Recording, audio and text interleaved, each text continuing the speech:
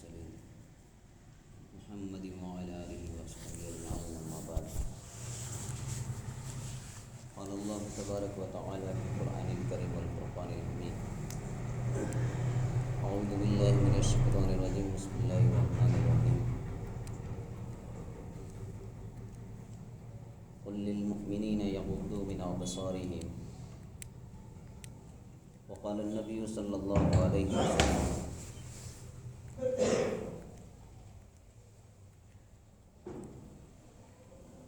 الدنيا سجن المؤمن وجنة للكافر او كما قال النبي صلی اللہ علیہ وسلم۔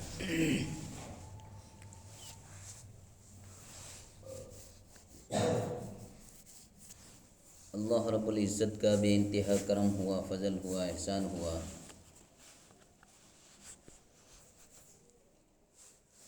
کہ اللہ رب العزت نے مجھے اور آپ کو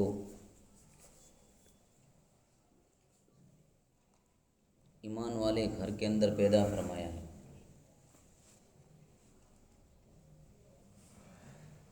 یہ اللہ کی سب سے بڑی نعمت ہے، لیکن دنیا کا قانون ہے، قاعدہ ہے، جو چیز مفت کے اندر مل جاتی ہے اکثر و بیشتر، قاعدہ کلیہ نہیں ہے، اکثر اس چیز کی قدر نہیں ہوتی۔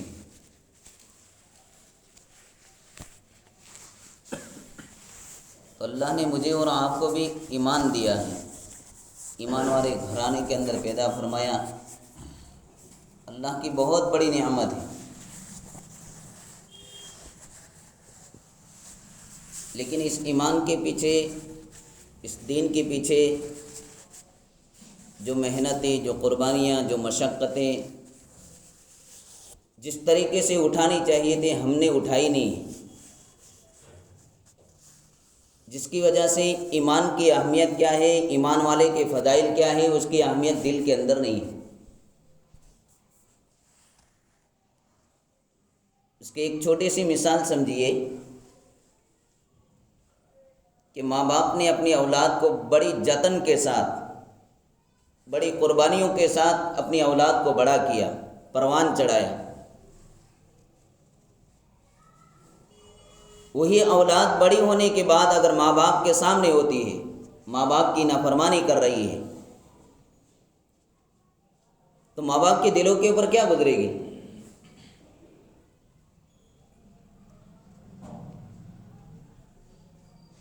کیونکہ اس کے اوپر ماں باپ کا سب کچھ لگا ہے، خون بھی جلایا ہے، پسینہ بھی لگا ہے، جان بھی لگی ہے، مال بھی لگ رہی ہے اپنی اولاد کو پروان چڑھانے کے اندر۔ جب بڑی ہونے کے بعد یہی اولاد ماں باپ کے سامنے ہوتی ہے یا ماں باپ کی نافرمانی کرتی ہے تو ماں باپ کے دلوں کے اوپر تو آرے چلتے ہیں۔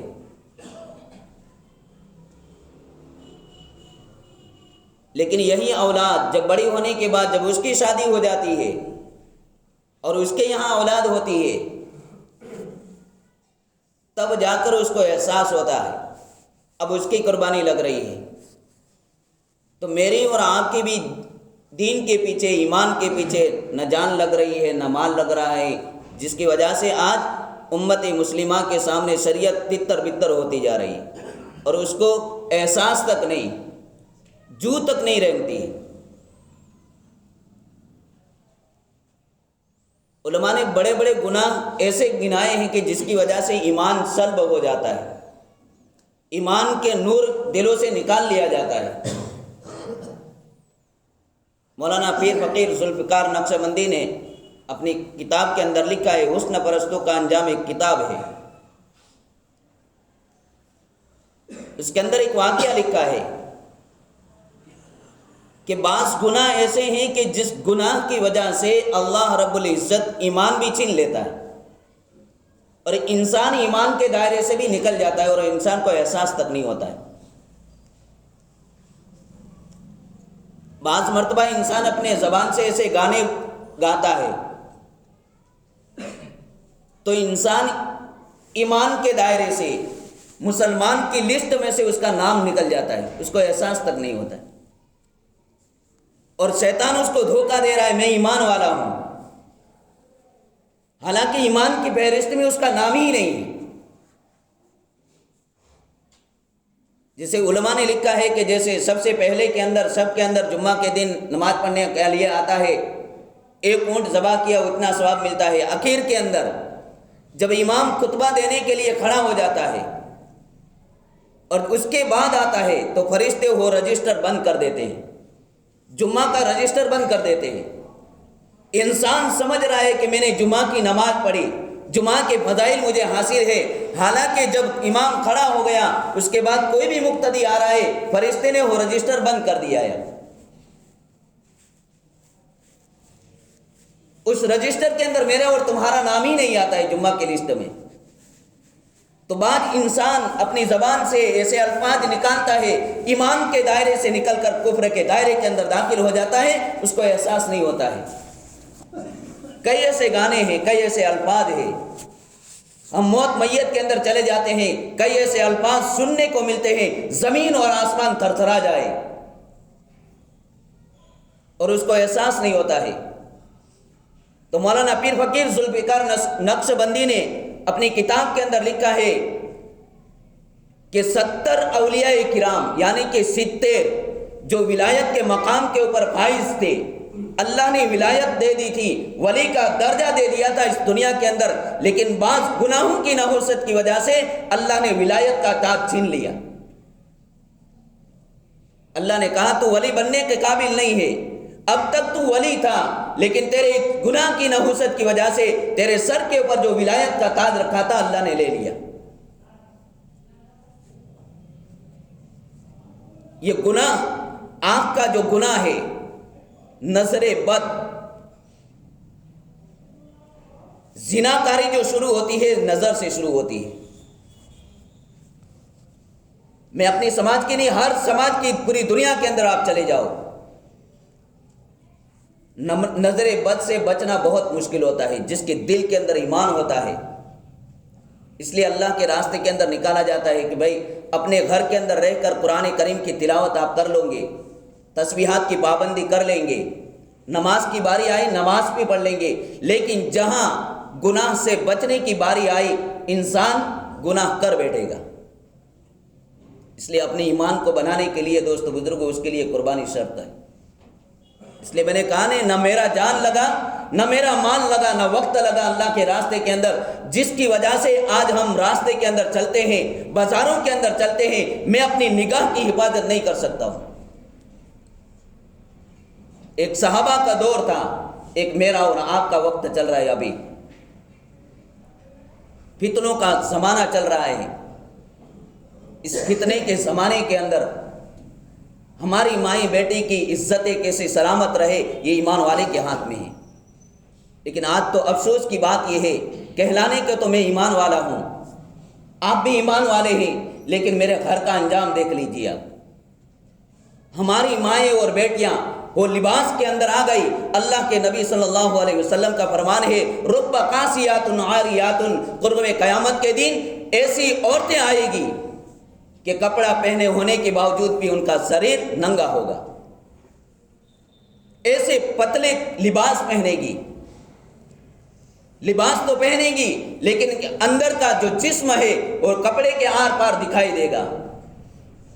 اور آج کا معاشرہ، میرا اور آپ کا معاشرہ، ایمان والے کا معاشرہ، کہلانے کو ہم مسلمان ہیں لیکن ایک باپ کے سامنے اس کی بیٹی جاتی ہے تو باپ کی نگاہیں شرم کی وجہ سے نیچے آ جاتی ہیں۔ ایمان کی کمزوری ہے، اس لیے باپ اپنی بیٹی کو کچھ نہیں کہہ سکتا ہے۔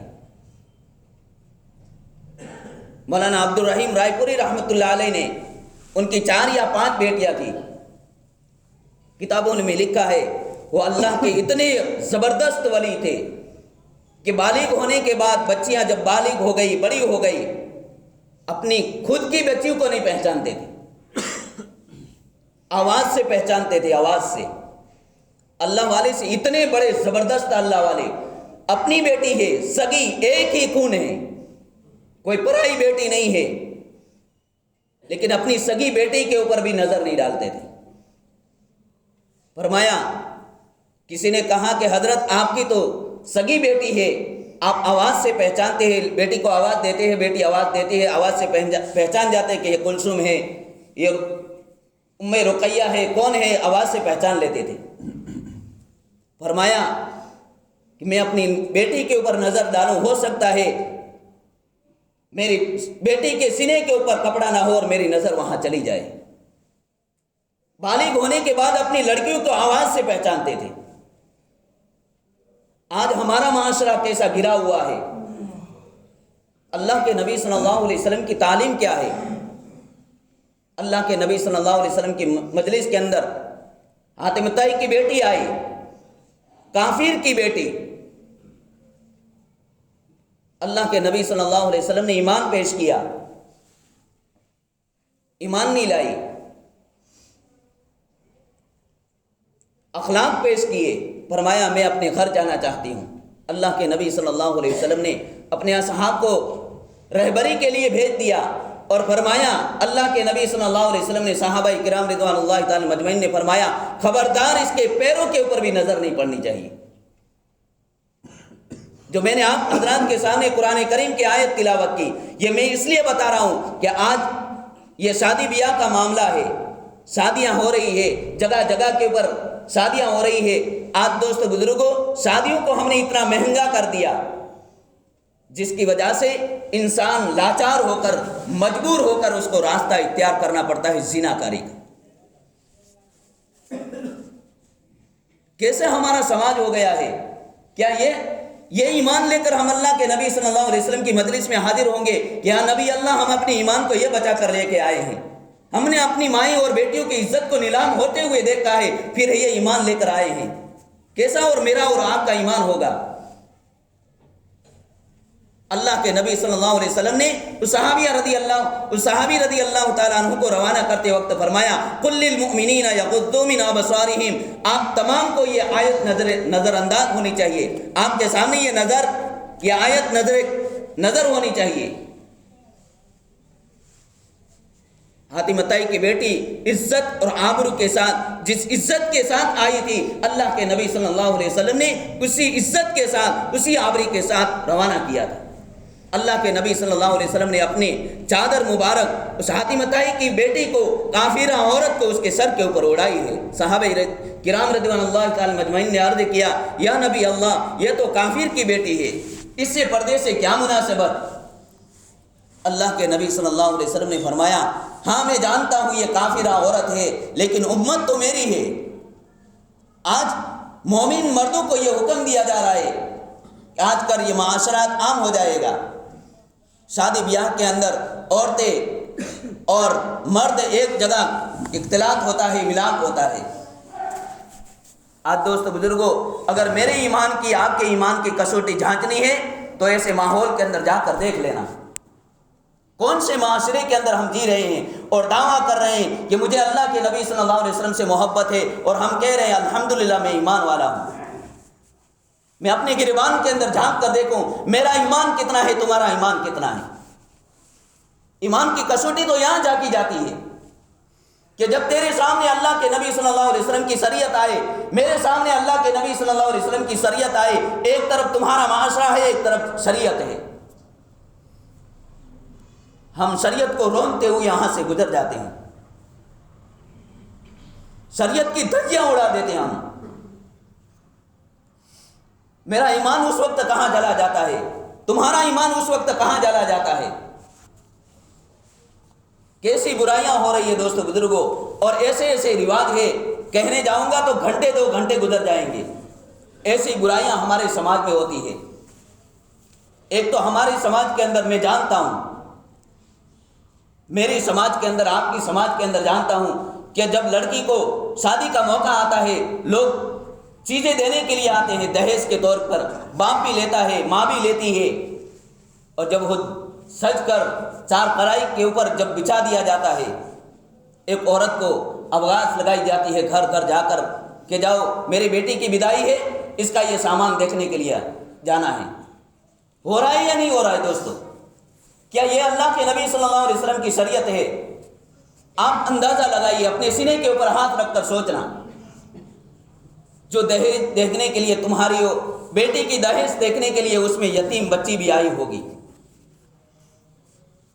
جس کا باپ اس دنیا کے اندر نہیں ہے. اس لیے اللہ والے نے ایک شعر کہا ہے، تارا ٹوٹا سب نے دیکھا، تارا ٹوٹا سب نے دیکھا، یہ نہ دیکھا کسی نے کہ آنسو ٹپکا کس کا. ہم یہ نہیں دیکھ رہے ہیں کہ ایک یتیم بچے کے آنکھ میں سے آنسو گر رہا ہے. آج ہم اپنی لڑکیوں کو تو دہیز دے دیتے ہیں. اللہ کے نبی صلی اللہ علیہ وسلم نے کتنے سادگی کے ساتھ ایک نکاح کو قرار دیا تھا. آج نکاح اتنے مہنگے ہو گئے کہ نکاح کے مہنگے ہونے کی وجہ سے آج ہماری مائیں اور بیٹیاں آتم ہتیا کرنے کے اوپر مجبور ہو رہی ہیں. یہ ایسا ہی نہیں کہہ رہا ہوں دوستو بزرگوں، ہمارے یہاں کچھ کے جب ہمارے یہاں علماء کو جوڑا گیا تھا، بھوج ناگر مدرسے کے اندر اس کا جوڑ رکھا گیا تھا، اس کے اندر ایک بات یہ آئی کہ ہمارے یہاں ہندو سماج کا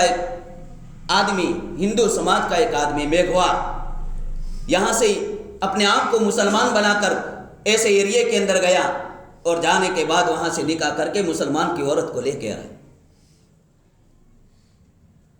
کیوں ماں باپ نے اپنی بیٹے لگتے جگر کو جس کو بچپن سے پروان چڑھایا، کیا اس لیے دیا تھا؟ یہ ہمارے اس کچھ کی بات کر رہا ہوں. ایک میگھوار ایسے سماج کے اندر جاتا ہے جہاں دوست بزرگوں جب ہم دہیز کو مہنگا کر دیں گے تو ہماری مائیں اور بیٹیاں گھروں کے گھروالے ہو جائے گی، اور آج ہو رہی.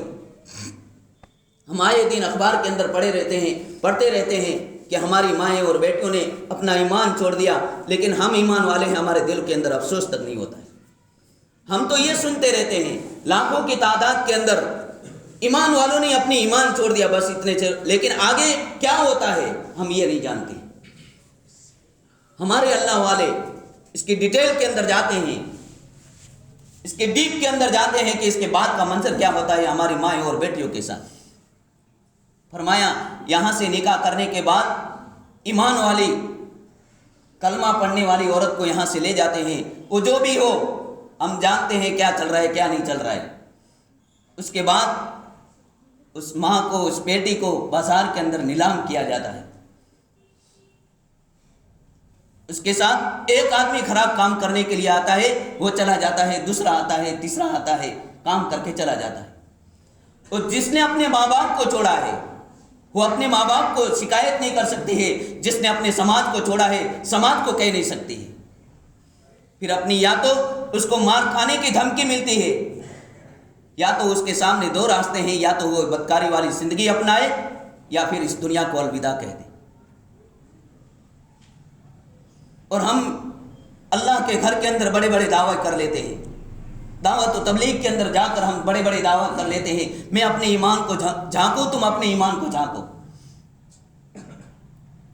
ایک ایمان والے کا حق ہوتا ہے جو مسجد کے اندر نماز پڑھنے کے لیے آتا ہے، 40 گھر اطراف کے اندر مسجد کے اطراف کے اندر اس کی خبر گیری لینی چاہیے. ایک ذمہ دار آدمی جو ہوتا ہے جس نے کلمہ طیبہ پڑھا ہے اس کی جوابداری کے اندر آتا ہے.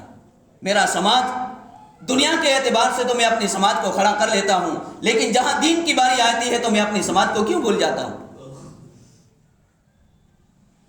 یہ برائیاں میرے اور آپ کے سماج کے اندر چل رہی ہے، اس کو ختم کرنے والا ایک ذمہ دار طبقہ کھڑا ہوگا تب یہ ختم ہوگا.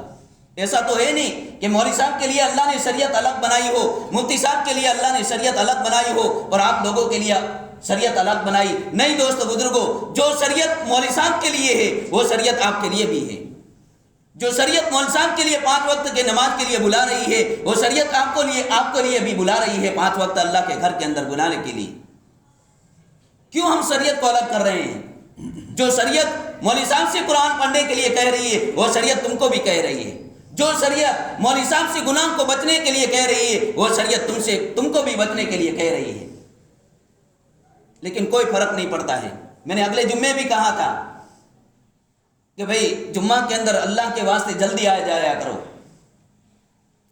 ایک بادشاہ نے اعلان کیا تھا کہ حوض کے اندر 1 بالٹی دودھ کی بھر کے رکھ دینا. میرا اور آپ کا معاملہ یہی ہے. رات کے وقت حوض بنایا، حوض کے اندر اعلان کیا بادشاہ نے کہ اس کے اندر 1 بالٹی دودھ ڈال دینا، ہر ایک سے حکم دیا.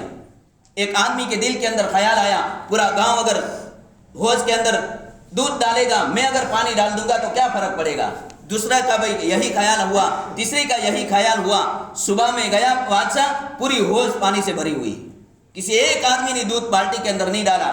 آج میں بھی کہہ رہا ہوں ممبر کے اوپر بیٹھنے والا، یہ مولوی صاحب جلدی آ جائیں گے، یہ مولوی صاحب سمجھ رہے ہیں یہ مولوی صاحب جلدی آ جائیں گے، آپ مقتدی ہو، مقتدی کہہ رہا ہے کہ وہ جلدی آ جائے گا، میرے اکیلے کے پیچھے رہنے سے کیا فرق پڑتا ہے؟ بہت فرق پڑتا ہے۔ اس لیے دوست بزرگوں، ہم اپنی زندگی کو چینج کریں، اپنی زندگی کو بدلنے کی کوشش کریں۔ جو قوم اپنی حالت کو بدلنے کا ارادہ نہیں کرتی ہے، خود اللہ رب العزت اس قوم کی حالت کو نہیں بدلتے ہیں۔ اللہ رب العزت ہمیں کہنے سننے سے زیادہ عمل کرنے کی توفیق نصیب فرمائے، جس کی سنت باقی پڑھ